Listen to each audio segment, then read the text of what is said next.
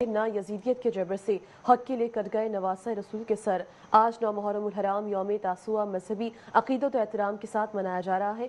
ये दिन वाक़या करबला की इस अहम घड़ी की याद दिलाता है जब हज़रत इमाम हुसैन और उनके अहले बैत का मुहासरा मजीद सख्त कर दिया गया और उन्हें पानी की रसाई से महरूम रखा गया।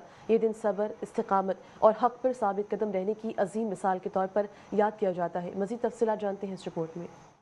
फरात भी रोया था प्यास की शिद्दत देखकर, मगर हुसैन डटे रहे हक की शिद्दत देखकर। 9 मुहर्रम उल हराम को मैदान करबला में यजीदी लश्कर ने हजरत इमाम हुसैन अलैहिस्सलाम और इनके 72 जानिसारों का मुहासरा सख्त कर दिया। दरियाए फरात तक रसाई मुकम्मल तौर पर बंद कर दी गई, जिसके बायस अहले बैत शदीद प्यास और कठिन हालात का सामना कर रहे थे। तारीखी रिवायात के मुताबिक इसी रोज दुश्मन की जानिब से जंग की तैयारियों को हतमी शक्ल दे दी गई।